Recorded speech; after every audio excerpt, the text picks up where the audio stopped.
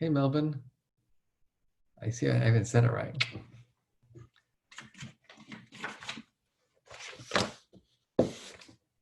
Massachusetts, Oklahoma City, Guilford, Connecticut. You're close. Another Melbourne. This is totally cool. I'll take a long black if you don't mind. Oakdale, Connecticut. I don't even know where that is, Lisa. That's scary. Cottonwood, California.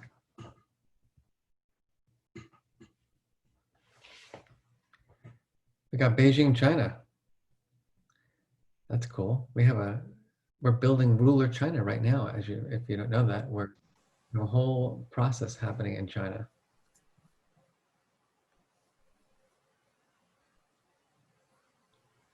Japan, this is pretty cool, Ryan. We got people from Japan, people from New Zealand, people from Melbourne, people from Canada, people from Mexico.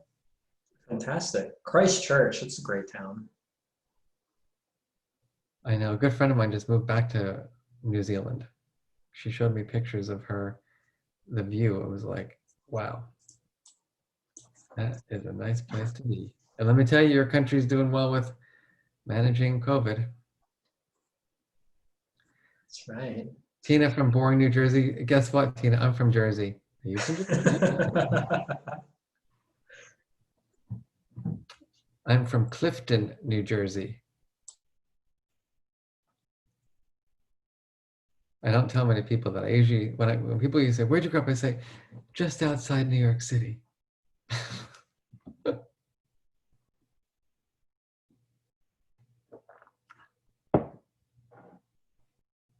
Cool. We'll give it one more minute.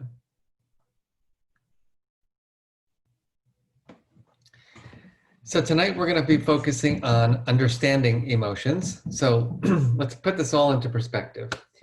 We started off our book club with having a rich conversation around permission to feel. Do we have it? Do we give it to others? And then we talked about being an emotion scientist or an emotion judge.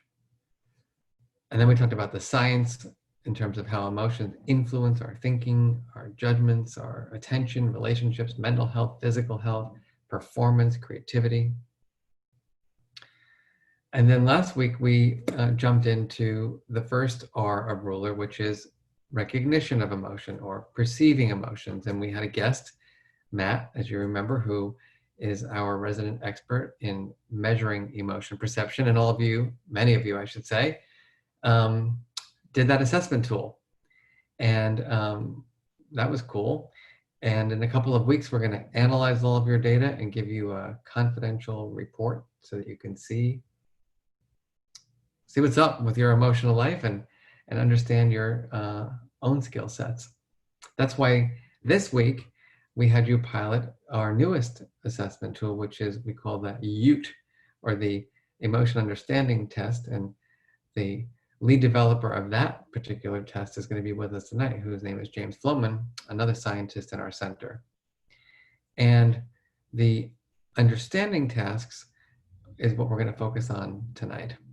So with that said, yeah, I know it was a long quiz, but here's what's interesting about the measurement of emotional intelligence is that, all these pop psychologists develop these like surveys, like how good are you at reading people? How much do you understand about your emotions? How self-aware are you? And what my research and others' research has shown is that, guess what? It doesn't matter what you say, because there's not much validity in people's self-rated emotional intelligence. But yet we're obsessed as a country to do these quick assessments, right? We want these like 2-minute tests of emotional intelligence. But think about that for a minute. Would you rely on a test of your cognitive ability that took 2 minutes to complete? If you were trying to find out whether your son, daughter, child had a learning difference, would you want a 2-minute test of a learning difference? It doesn't make any sense. But for somehow or another, emotional intelligence often gets the short shrift, right? And people just want to do the quick and dirty tools. And what we're trying to do as a center is elevate emotional intelligence to an important intelligence, an important set of skills, which means that you're going to have to suffer a little bit through this test of emotional intelligence and really do some thinking and problem solving. So James is going to join us in about 10 minutes, and I'm excited for you to meet him. And he's going to share with you a little bit of the history of the assessment, as well as some of the components of it, why they matter. And then we're going to just talk a little bit together about the power of emotion understanding. Sound good? All right.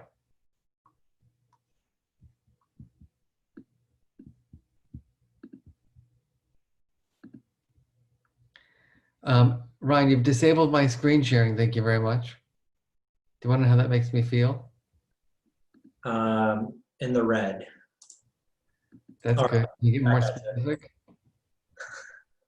Ooh, you're testing me. Frustrated.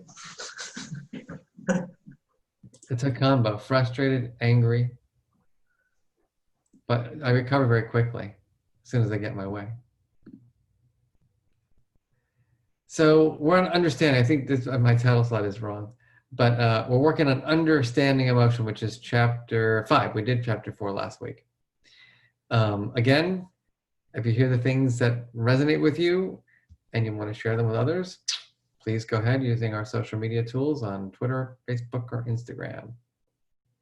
So today we're going to check in not so much with our momentary emotion, but we're going to check in going a little more deep or a little deeper. We've been together now for about 4 weeks, and you've been tracking your wellness across these weeks, which is really, really cool. Never done that before. And as I said earlier, you can think about how you feel in the moment. Like you can plot yourself right here, right now. Like, how are you feeling tonight at 7 p.m. Eastern Time on the virtual Permission to Feel book club? And go ahead. Let's just get that feeling out. So, how are you feeling tonight? We got some focused. We got some well-rounded, engaged, satisfied, exhausted. I have to tell you, this has been a week from I don't know what. Yeah. I go to bed tired. I wake up tired. The only time I'm energized is when I'm working with all of you. So we can talk about our momentary states or our emotions, but we can also use the mood meter in a deeper, more comprehensive way. We can look at it in the aggregate. As a matter of fact, the mood meter app can help you do this, and our newer app is going to really be able to help you extract what we're going to talk about tonight. So what percent of the time, I'm going to give you an example of this. So for the last month since we started this book club, how have I been feeling? Well, today, like I said, I'm feeling energized. But if I were to, let's say I started off with 25%, 100% of my emotions being equally distributed among the quadrants. And I say, all right, Mark, let's do a little retrospective exercise. Where have you been living on the mood meter for the last 4 weeks? So I'm going to just be completely transparent with you. I have been 10% yellow. I've had momentary yes, but it's not a lot of yellow right now. There's a lot going on in our society that's pulling me into the blue and the red. And so I would say for me, 30% red,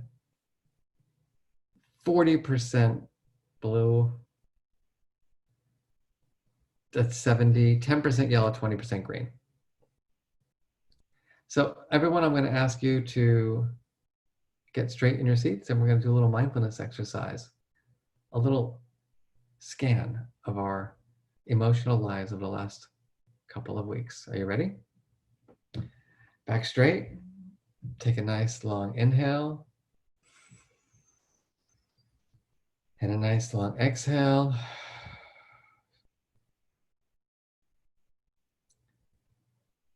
And just take a moment and in your mind, go back over the last couple of weeks.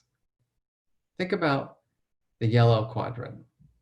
How much time have you spent in the yellow over the last couple of months? No writing right now. I want everyone to just be still and reflective.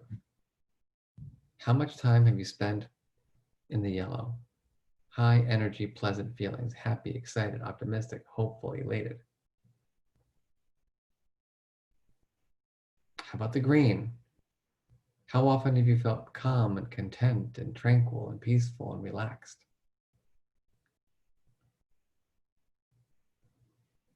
Think about the blue and the red. How much of your time have you spent activated, feeling somewhere in the anger family or in the stress and anxiety family? How much time have you spent in the blue, feeling down or sad or lonely? Don't feel obligated to share. This is a private experience. If you want to share, that's fine. But let me get a quick raise of hands. How many of you in this reflection would say that you've spent 50% or more in the red or blue?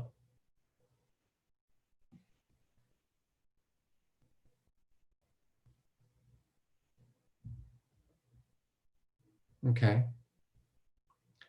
How many of you would say you spent 50% or more in the yellow and green? Anyone?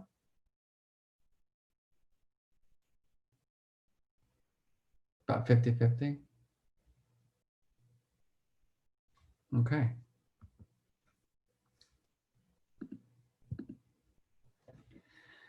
So tonight's focus is not on, where you've been living necessarily, but the reasons underneath your feelings. So we're going to go into this concept of understanding emotions.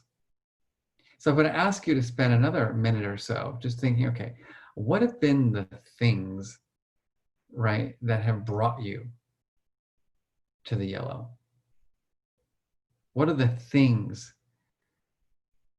that have brought you to the green? And those things could be things that you've been thinking about, things that have happened in your life, things that are happening in the world around us. In that red quadrant, what have been your primary sources of red?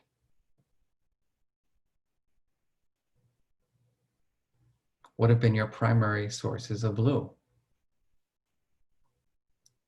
So I'm seeing politics and relationships and politics and relationships and politics and relationships.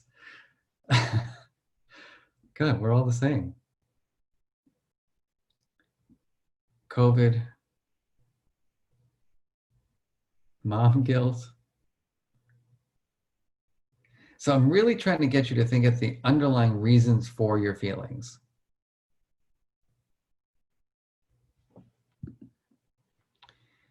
And then the question is, what have been the personal and professional consequences? I'm going to share one thing. The last week, when I was like in my early 30s and I became a professor, I had this fantasy that I was going to become an absent-minded professor, like walking around the campuses. And over the last week, I have literally become the absent-minded 51-year-old. I'm just like completely forgetful. The other day, I was making eggs for breakfast and I just got distracted and I forgot to shut the flame off. And I think it's the consequences of just being so physically exhausted. I'm not aware, I'm not paying attention, I'm not alert. So when you think about the consequences, what are those consequences? In particular for right now, since so many of us are in that red and blue, what are those consequences? Being physically sick, some people are saying, lacking creativity. Now, we're not going to early death, don't say that. Damaging relationships, poor health, insomnia. Yeah, I've been waking up like at 5 o'clock in the morning thinking that it's time to get up and I try to sleep till like 6:30. Still early, but just lie there ruminating. Insomnia, inattention, exhaustion. So you start seeing what's interesting here is that the more we can get granular, not even in our feeling words, but in the reasons for our feelings, the better able we are to figure out what we can do to support ourselves. This is why, when I teach and when teachers use ruler in the classrooms and they're having people raise their hands, in terms of how many of you in the yellow, how many of you in the blue, how many of you in the red? And let's say there's half the class in the red, like we can't make the assumption that everyone's in the red for the same reason. That for example, in my class, it may be some people in the red because my lecture was completely confusing and they're thinking to themselves like, I have no idea what I just learned. Other people might be in red because they're on the sports team and they can't find time to study and they're freaking out because, like I said, they don't have time to study. And so the reason why that's so important is 3, 2, 1. Why is it important? This is the webinar participation time.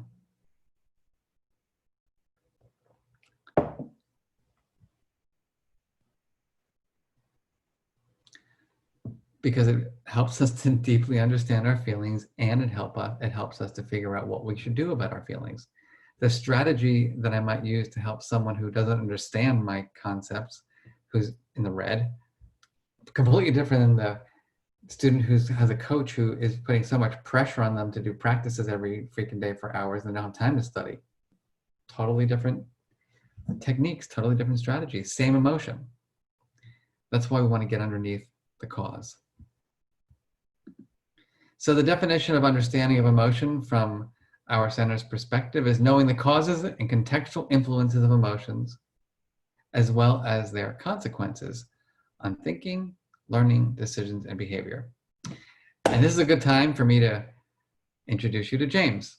So Ryan, would you mind bringing James on in?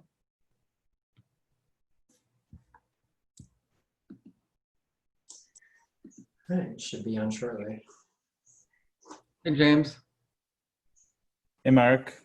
Hi, everyone. Nice to be here. Thank you for coming.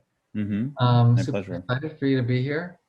So everyone, this is James Floman. James is an associate research scientist in the Center for Emotional Intelligence and is the leader of the work on emotion understanding.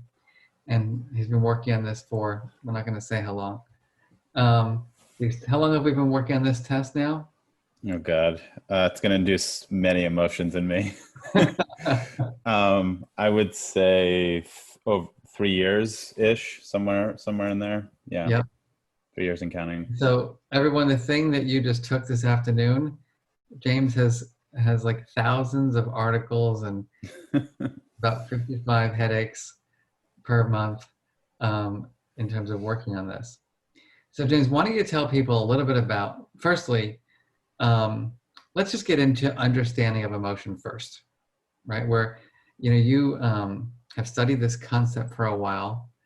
You want to take us through some of the nuances of it, like in terms of what it means? Sure. And having this definition here is helpful. So the way I think about it, and you can actually map it onto the test that you took, is that there's different components of emotion understanding. By the way, I'll note that there are aspects of understanding that are not covered in our test because it's actually a broad umbrella term. I think of understanding as a set of abilities that fit within that umbrella. And one of the key skills is emotion labeling, and having a rich and precise emotion vocabulary is really important, much more so than you actually would think it would be. And in fact, they've done studies on this. They're called affect labeling studies. And they ask people what strategies they think will help them in different scenarios. And almost nobody thinks labeling their emotion or getting like sort of a cognitive tag on what they're experiencing will help them much. But actually it really consistently does, which is interesting. So there's an opportunity there. I think it's something that's probably being under leveraged. So James, stop there for a minute. Sure. Because I didn't predict you were going to say that, but I have our little test of emotion labeling.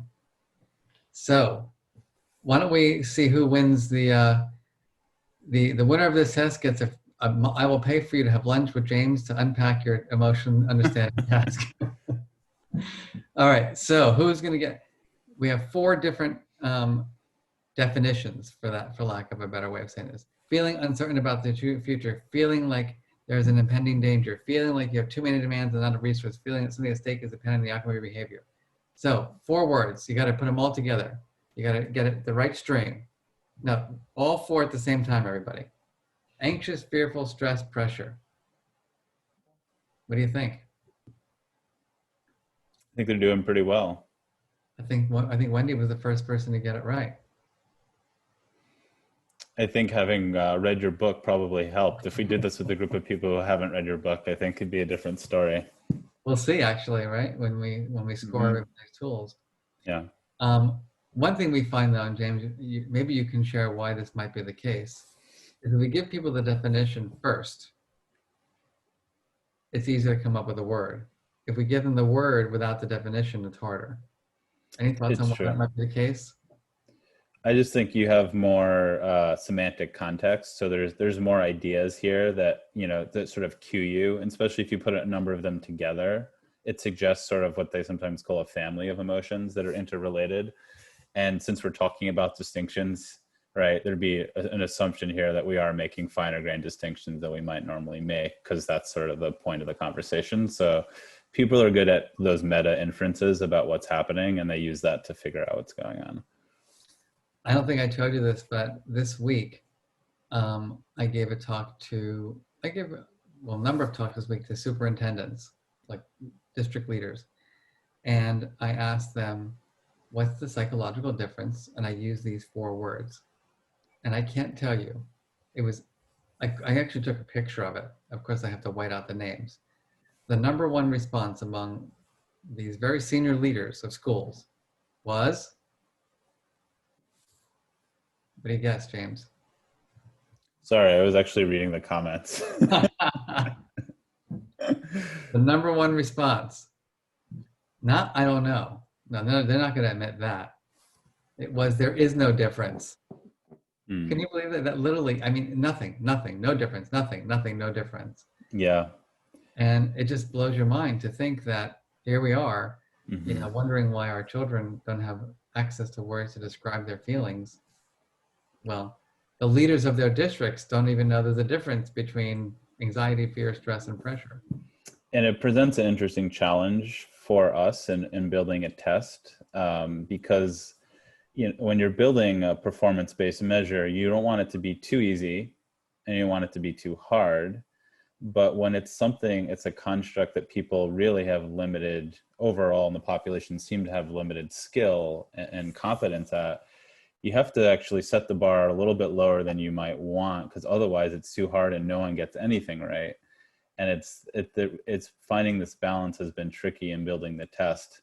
And one of the things I'm really excited to do, as we now almost have a valid test, is to give people an intervention, whether it's reading a book and attending the book club, or doing a mindfulness training, or attending a ruler class, and seeing how it shifts people's performance, to see if there is an uptick in this precision with emotion labeling, with granularity, which we can talk about. So hopefully our measure is capturing sort of where people are, but also where they might be in the future. Cool. So other aspects, I'm sure in this slide, because this is the old kind of appraisal kind of slide. Maybe you can talk a little bit about the whole appraisal process for us. Sure. Yeah. One of my favorite examples maps onto a bit of the words that are here. So the example is, say you're going on a walk with a friend in a forest, and it's a nice day, you're in a positive mood, sun is shining, and all of a sudden a snake pops out. Now, a number of people, their automatic association may be fear, right? By the way, notice I didn't say anxiety, because they are different, which we can go back to. But that's an assumption, right? So if my friend that I'm walking with actually is a snake expert and has been studying them his whole life and actually has pet snakes at his house, might be curious or excited to see the snake versus fearful. And the point there is that there's not a one-to-one mapping about what's going on in the world and how we feel. It's based on how we interpret it, right? And that's what the appraisal process is. Appraisal is just a fancy word for your assessment or your evaluation of your experience. And so it's really, it seems subtle, but it's actually really important how we decide to construe what's going on for us. And so there's a lot of research on people who have, say, anxiety disorders, and their inferences is they very frequently interpret things as anxiety inducing when they don't necessarily have to be, right? There's a bias that developed, even if it was caused initially by, say, a severe loss or a breakup or being fired. Once that's primed, then the way you see the world is filtered, and then it reinforces itself. So it gets tricky to break the loop. But this interpretive lens we have, a lot of us are doing it unwittingly. We don't realize that we're actually co-constructing our experience based on how we evaluate things. And so we actually have some control. When you realize that, you can, one of the ways I think about it, and to connect with your language, Mark, as the emotion scientist versus judge, is that first evaluation you have, like, oh God, I'm scared right now, is to think about, okay, well, that's my first hypothesis about what's going on. That's my first response. Is that what I have to go with, though? Is that my only option? Mm-hmm. And there's actually two questions that are really helpful to think about that I use as a shorthand that I tell people. Is that likely true when you have your initial reaction? And is it helpful? And if it's likely not true or accurate and it's unhelpful, usually that's not your best option then, right? You might want to think of reappraise or reassess what's going on for yourself. So this appraisal process is really key in determining how your experiences shape your emotional life. You know, one thing it makes me realize is that, you know, because, and this is, it's kind of like how we want to confirm, you know, for example, you go to a movie, two of us go to a movie. I like the movie, you don't like the movie, but I want to convince you to like the movie, right? Because my appraisal is that it was funny. Your appraisal is it was shitty. But, and you can imagine how this can shape how children develop their understanding of emotion by their parents, right? Kind of pushing their perspectives, their appraisals. You know, well, look, that, you know, think about fear of heights, think about fear of being around people and whatever it might be. Yeah, and one other thing I might say about appraisals, if I may, is that, which you were alluding to before, is different appraisals underlie different emotions. So the example I gave was about fear. And in that case, you're perceiving a threat or some imminent danger. But the useful thing about appraisal theory, and I think one of the things I like about our test, is the items are written in such simple language that I think they could actually be a useful teaching tool to show people what are these appraisals or evaluations that we tend to have without realizing we have them, that lead us to feel one emotion versus another. Because then when you end up in a scenario and say, you know, a common word that's used is that you're upset, it's not, upset's sort of a general word. It's hard to unpack what that is. So you know something's off, but you are having trouble figuring it out. Thinking through these appraisal patterns can be helpful. Is it uncertainty? Is it a threat? Was it just a surprise? Was there a loss? And those factors that underlie why you're feeling the way you're feeling, as we said earlier, can really help you figure out what you want to do next in responding. Mm-hmm.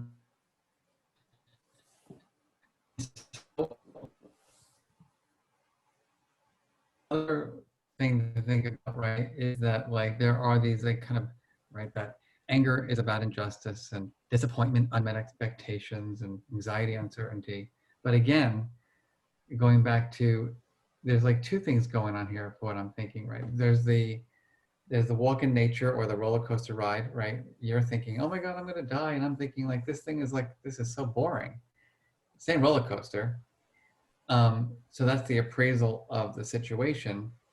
And then there is within the appraisal process in terms of like the things that I see as being an injustice and the things that you see as being an injustice might be completely different. Mm-hmm.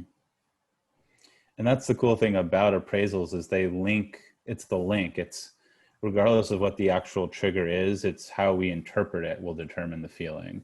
and those we share. There's actually some cross-cultural evidence. There's definitely variation, but some of these patterns have been found in multiple cultures, which suggests there are some sort of common ways we assess our experience, and often implicitly without realizing it.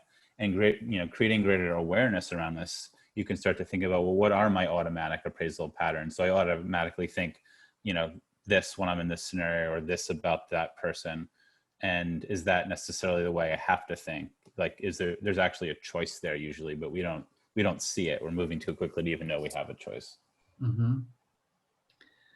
One of the questions that somebody sent in to me, I figured it was a really difficult one, so I'm going to save it for you.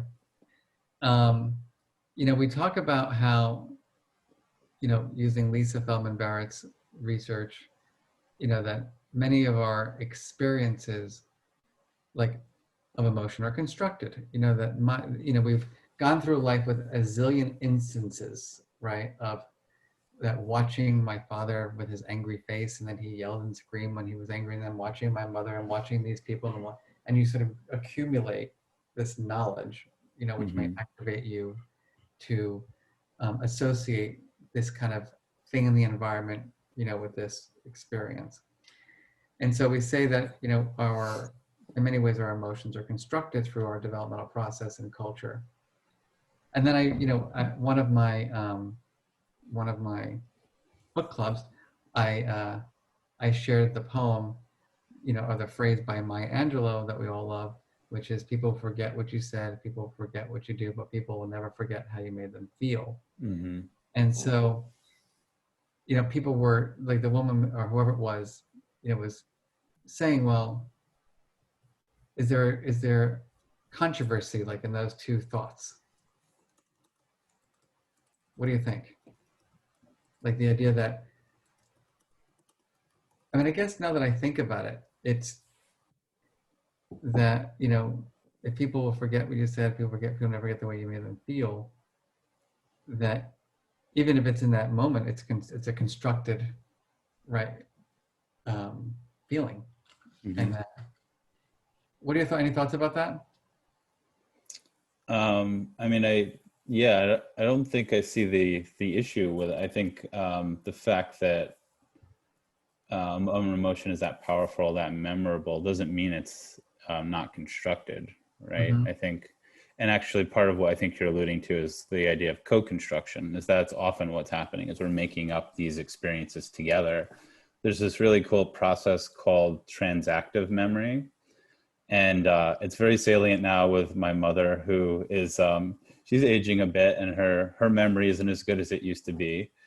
And her partner's been with her for about 20 years now. And he's a bit younger and just has always had an exceptional memory. And so you can see that together, they're sort of checking each other in the moment, and they're filling each other's sentences. And he knows already that when my mom's in a certain situation, this is likely what she's going to feel, which is really cool to see that. And so we do sort of build these models together across dyads, across families, and even at larger scales. Psychology ends up being a little narrow focused just on the self. But yeah, I like what you're saying. It's definitely a collaborative effort. Well, and when you think about, this research on, how negative and positive emotions are stored in memory, like the events, Mm-hmm. right? Flashbulb memories, like, where people remember where they were and how they felt when John Lennon died, or when something very serious happened. But one thing that I'm really been very interested in personally lately is this concept of positive empathy. Mm. That the best example I had was, many people know I had an aunt pass away from COVID. And a lot of people, lots of people reached out to me, and it was my most liked Instagram post of the year. And then I posted, Ruler and my book, we were on CBS This Morning, and it's like, whatever. Nobody was like, congratulations. Actually, you did send me a nice note. But, and it's really interesting, that we tend to really go into the negative emotion, Mm-hmm. right? And be like, oh my goodness, I'm so sorry, Yeah. what happened, which is important. But we don't really spend a lot of time, I don't want to call it praising, but complimenting, acknowledging, right, the pleasant experiences. But what's cool about the research on positive empathy is that what it says is that 10 years later, you start reminiscing about the people who you felt the most connected to, and it was the people who did the positive empathy, not the traditional empathy. Interesting. And so that's one little lesson for everybody. Don't send me emails now congratulating me, on my little TV moment. But just think about it, right? That we don't, for some reason we think, what are your thoughts about the reason why we kind of dismiss the positive emotions and kind of embellish the negative ones? Yeah, I mean, there's a number of reasons for it. One of the main perspectives in psychology, at least, is they take an evolutionary perspective. And the phrase that is often used is that we've evolved to survive, not to thrive.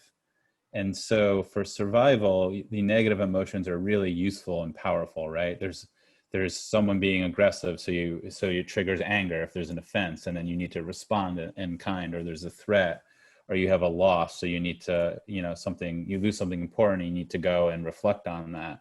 So the idea is that those negative emotions are particularly salient because they're linked to key behaviors that are underlying survival and reproduction of the species. And that when things are going well, there are certain things that need to be motivated still, but it's less powerful for that reason.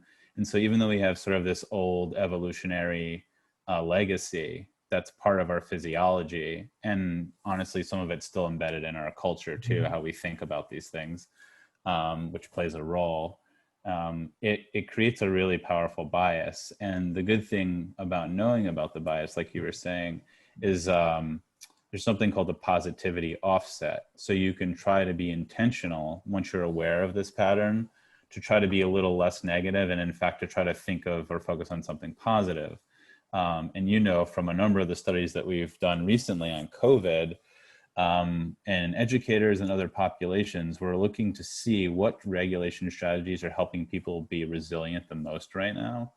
And gratitude is consistently one of the top strategies.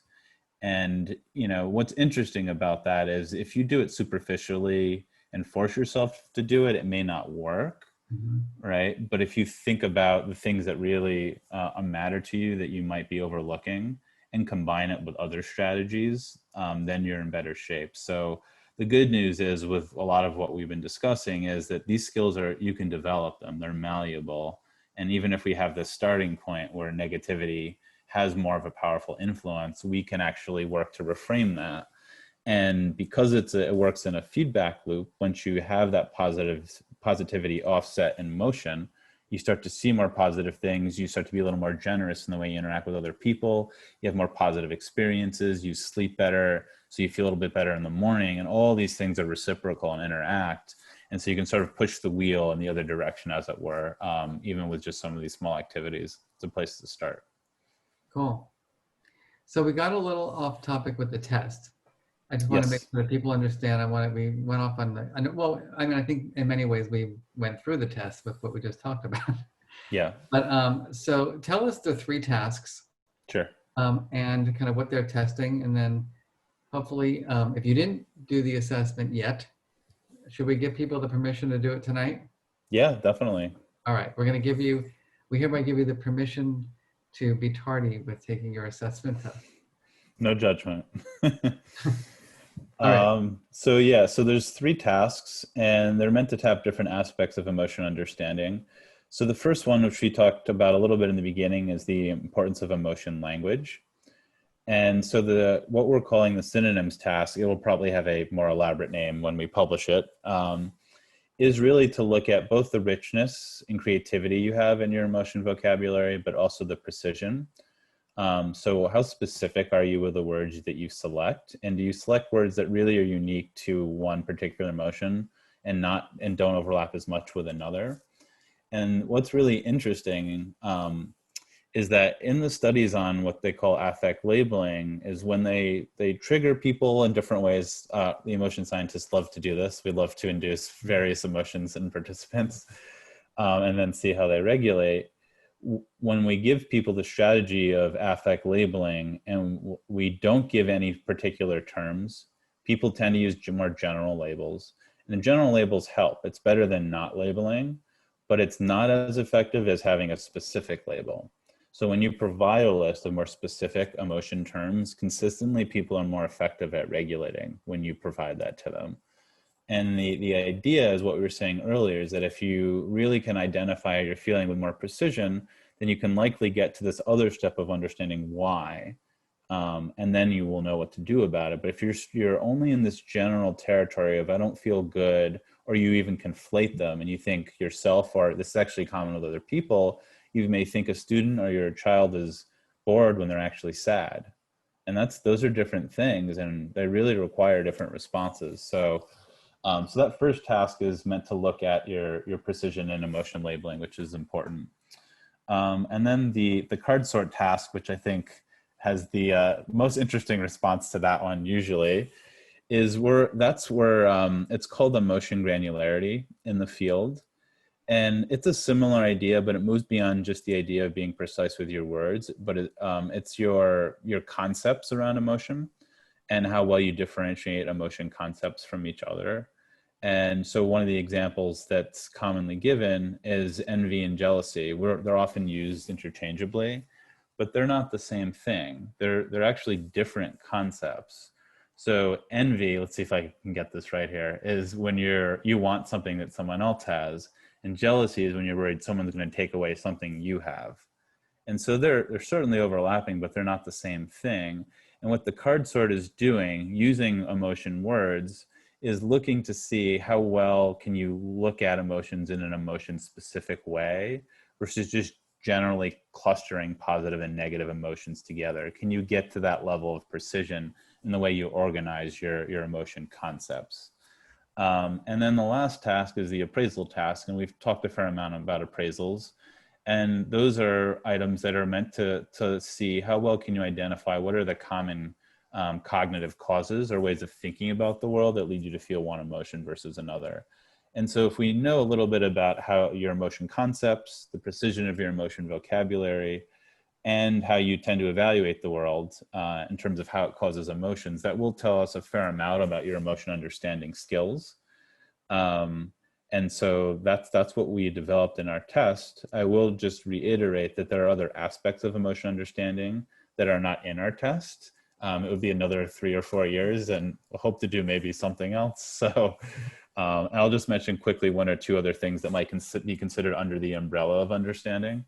So one of them is understanding cultural nuances and cultural differences and how people, what triggers emotions for people, how people express emotions, what emotions mean, that it varies by culture and subculture and history and background. That's trickier to measure, but is a really important aspect of emotion understanding, particularly in today's society where we're the most diverse and integrated than we've ever been historically as societies. So it's an important skill set for us. And another skill set, we're actually going to maybe do a study on this, is called affective forecasting. And that's when we ask you how you think you'll feel in the future, how good are you at predicting how you think you're going to feel given a certain thing occurs? And the research basically shows we often do not accurately estimate how we're going to feel. We often think we're going to feel either more positively or more negatively than we actually do when something happens. And the reason for this bias is adaptive. It's to motivate behavior. So if you think that failure at this test is going to be the end of the world, it may motivate you to study harder, for example. Or if you think that going to see a friend over the weekend is really exactly what you need, it may motivate you to make sure that you have the time to go and see them, right? So that bias motivates behavior, but it is important to understand that we often we make decisions based on how we think we're going to feel, and we often actually are wrong about that. Well, and I think, James, it works the opposite. I mean, in an unpleasant way too for many people. Like, I think I'm going to look foolish if I go to that exercise class, right? So, my anticipatory shame about my body or something like that may prohibit me from actually going, when in the end, Mhm. most people are going to feel better after going. Yeah, it's an interesting point. I think there's a tipping point with intensity. If you really negatively evaluate the event, it will shut down motivation, even though it's designed sort of to motivate you to do a certain activity. Yeah. But so that gives you a sense of that the emotion understanding is very diverse. There's many different skills that fit within the umbrella, and it relates as a fair amount to the other abilities that you'll be discussing. Cool. So, now you can see, why emotional intelligence can't be measured in 10 seconds or less, right? This is like, if we're going to take this construct seriously, we've got to develop tasks, that are meaningful and that accurately and reliably, as we say in the testing world, measure this. So, James, just for my own head and everyone's clarity, um, we have the synonyms task, which helps us to kind of see how wide and our vocabulary is. Imprecise. And precise. We've got the card sorting task, which is designed to Look at how you understand and differentiate emotion concepts, which are often implicit. We don't even realize we have them, but it's to measure that by asking you to sort them and not telling you how to sort them. It gives us an idea of your natural way of thinking about this particular phenomenon. So do you clump anger, sad, and fear and disgust and all negative emotions as one big pile, or do you kind of break them up into their different categories? And then the final task is the appraisal task, which gets at understanding the common cognitive causes or ways we think about the world that lead us to feel one emotion versus another. So that's like these things that I showed you here, this idea of, injustice around anger or unmet expectations around disappointment, etc. We could use a positive one too, like achieving a goal for happiness. I'd say that's pride specifically. Pride, you're right. Do that. I'm tired tonight.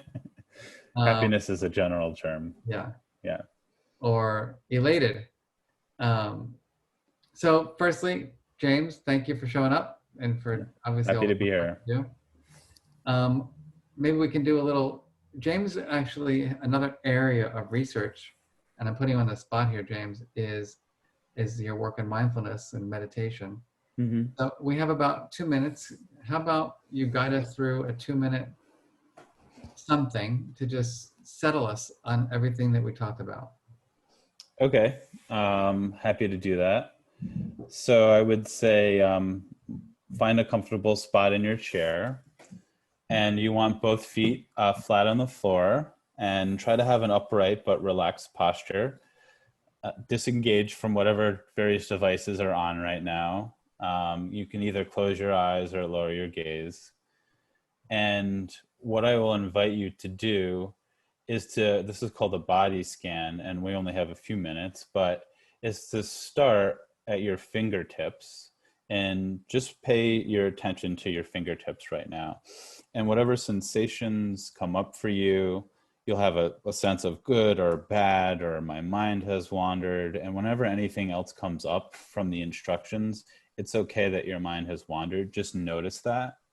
That's actually part of the practice. And then bring your attention back to my voice.